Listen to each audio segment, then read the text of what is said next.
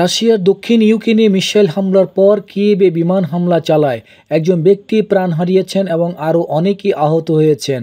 রাশিয়ার বিমান হামলার কারণে যা কিয়েভ এবং দক্ষিণ ইউক্রেনে লক্ষ্যবস্তু করা হয়েছে, এই পরিস্থিতির অবনতি ঘটেছে।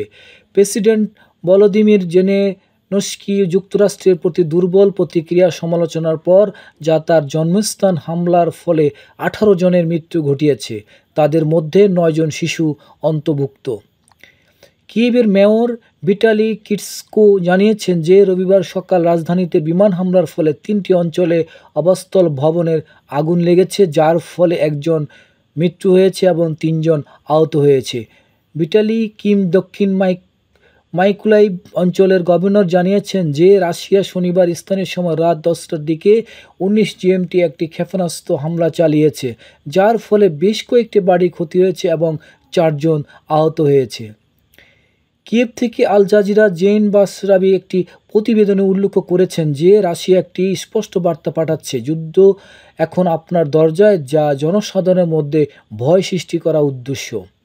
একটি ব্যবসায়িক পার্কে রাজধানীর একটি বহুতল ভবনের বাইরে ক্ষতিগ্রস্ত ছাদ এবং ভাঙ্গা জানালার সামনে বসে বাসরাবি মন্তব্য করেন যে কিয়েভ দীর্ঘ সময় ধরে এই ধরনের আক্রমণের সম্মুখীন হননি। তিনি উল্লেখ করেন যে নাগরিক অবকাঠামো অনেক ক্ষতি শক্তিশালী বিস্ফোরকের উৎপন্ন শকওয়েভের কারণে হয়েছে।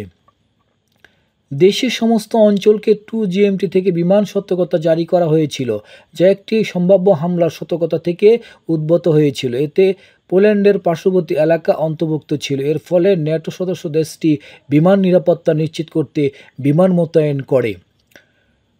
পোল্যান্ডের সামরিক বাহিনী জানিয়েছে যে তারা মিত্রবাহিনী পশ্চিম ইউক্রেনে রাশিয়া ফেডারেশনের দীর্ঘমেয়াদী বিমান চলাচলের বাড়তি কার্যকলাপের প্রতিক্রিয়ার বিমান উড়িয়েছে, যখন স্থলভিত্তিক বিমান প্রতিরক্ষা ব্যবস্থা উচ্চ সতর্ক অবস্থায় ছিল।